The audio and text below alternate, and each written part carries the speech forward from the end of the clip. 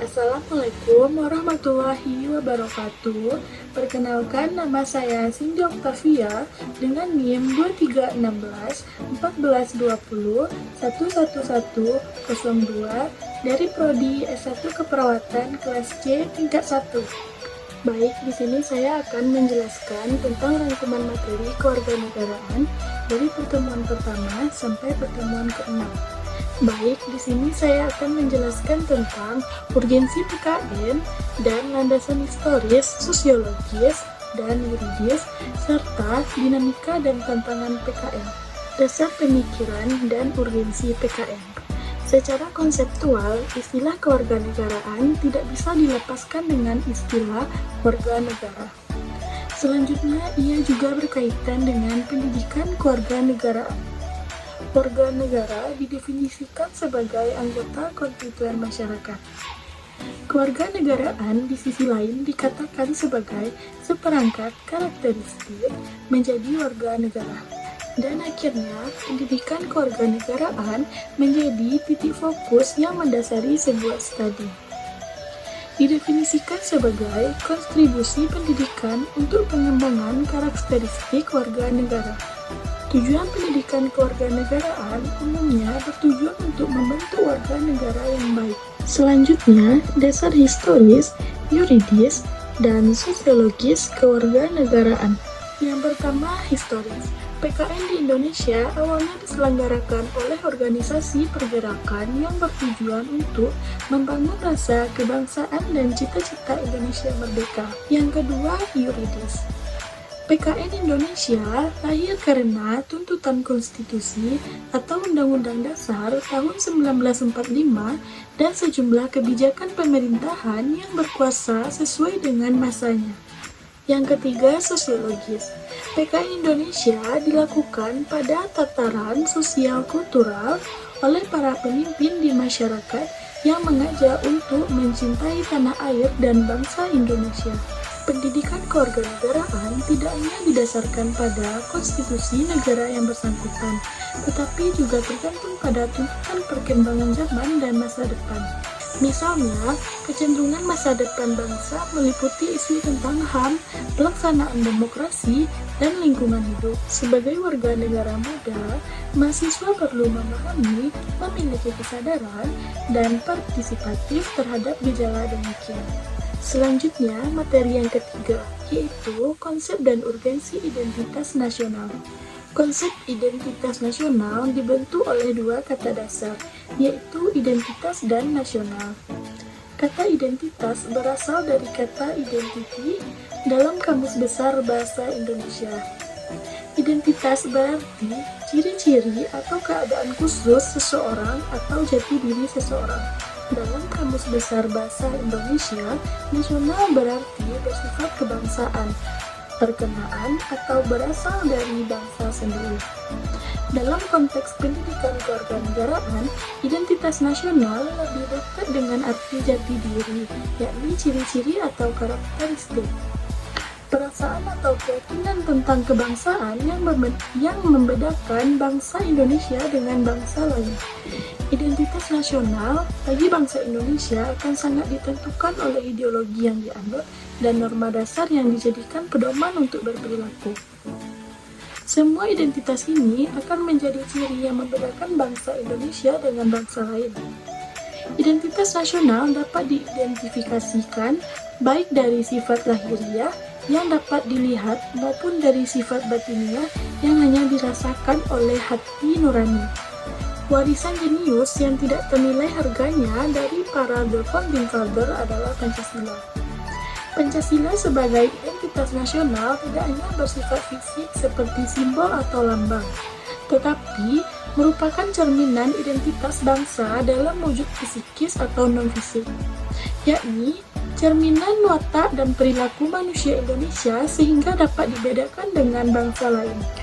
Identitas nasional sangat penting bagi bangsa Indonesia karena bangsa Indonesia dapat dibedakan dan sekaligus dikenal oleh bangsa lain. Identitas nasional bagi sebuah negara bangsa sangat penting bagi kelangsungan hidup negara bangsa tersebut karena dapat mempersatukan negara bangsa tersebut. Dan identitas nasional penting bagi kewibawaan negara dan bangsa Indonesia sebagai ciri khas bangsa. Selanjutnya materi yang keempat, yaitu unsur-unsur dinamika dan tantangan identitas nasional. Menurut sumber legal formal, 4 identitas nasional pertama meliputi bendera, bahasa, dan lambang negara, serta lagu kebangsaan.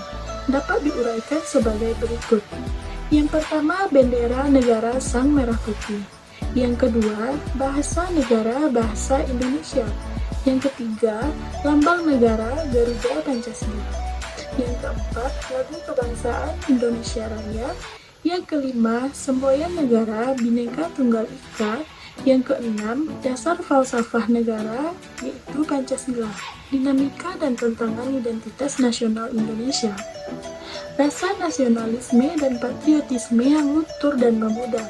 Lebih menghargai dan mencintai bangsa asing. Lebih mengagungkan prestasi bangsa lain dan tidak bangga dengan prestasi bangsa sendiri.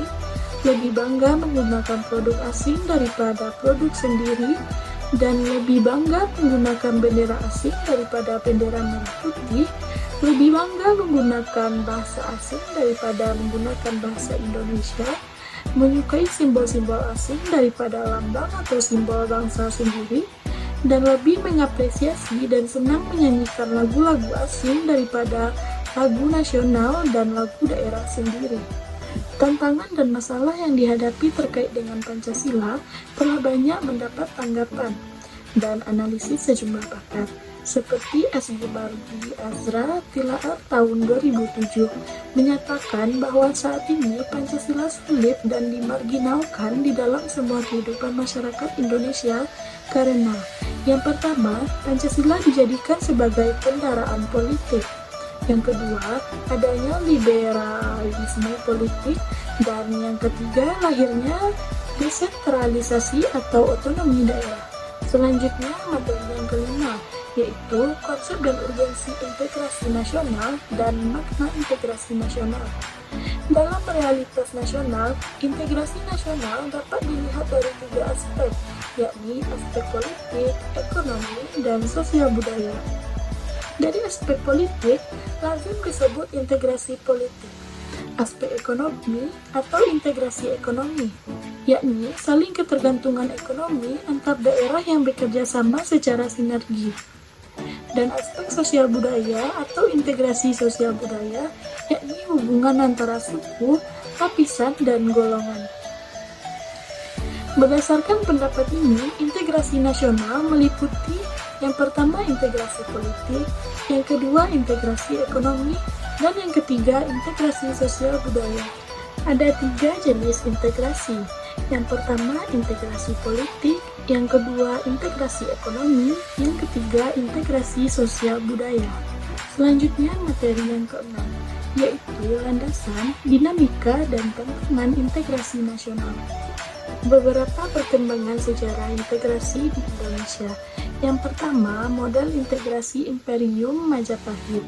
Yang kedua, model integrasi kolonial. Yang ketiga, model integrasi nasional Indonesia. Kebijakan strategi yang sebaiknya dilakukan di Indonesia yaitu memperkuat nilai bersama, membangun fasilitas, menciptakan musuh bersama, memperkokoh lembaga politik, membuat organisasi untuk bersama, menciptakan ketergantungan ekonomi antar kelompok, mewujudkan kepemimpinan yang kuat, menghapuskan identitas-identitas lokal, membaurkan antara tradisi dan budaya lokal, dan menguatkan identitas nasional. Di era globalisasi, tantangan itu ditambah oleh adanya tarikan global di mana keberadaan negara bangsa sering dirasa terlalu sempit untuk mewadahi tuntutan dan kecenderungan global. Dengan demikian, keberadaan negara berada dalam 2 tarikan sekaligus, yaitu tarikan dari luar berupa globalisasi yang cenderung mengabaikan batas-batas negara bangsa, dan tarikan dari dalam berupa kecenderungan menguatnya ikatan-ikatan yang sempit seperti ikatan etnis, kesukuan, atau kedaerahan. Disitulah nasionalisme dan keberadaan negara nasional mengalami tantangan yang sangat berat. Di sisi lain, tantangan integrasi juga dapat dikaitkan dengan aspek-aspek lain dalam integrasi, yakni aspek politik, ekonomi, dan sosial budaya. Kontribusi mahasiswi keperawatan. Penemuan jati diri sebagai insan keperawatan yang memiliki sikap sebagai perawat profesional, dan sebagai perawat saya memiliki dedikasi untuk memberikan pelayanan kesehatan yang berkualitas kepada masyarakat. Kontribusi saya yaitu meningkatkan kesehatan dan kesejahteraan masyarakat serta memberikan perawatan yang profesional kepada yang membutuhkan. Baiklah, sekian materi yang dapat saya jelaskan kembali. Apabila terdapat kesalahan, saya mohon maaf. Assalamualaikum warahmatullahi wabarakatuh.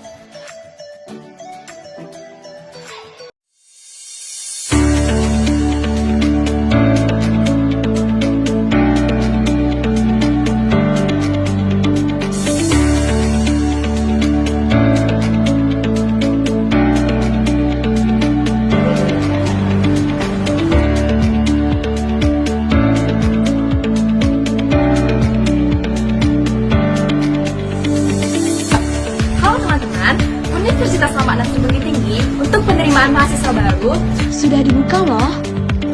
Nah, buat teman-teman yang pengen mendaftarkan diri bisa langsung kunjungi link yang ada di bawah ini. Jadi teman-teman cukup mendaftar melalui online saja.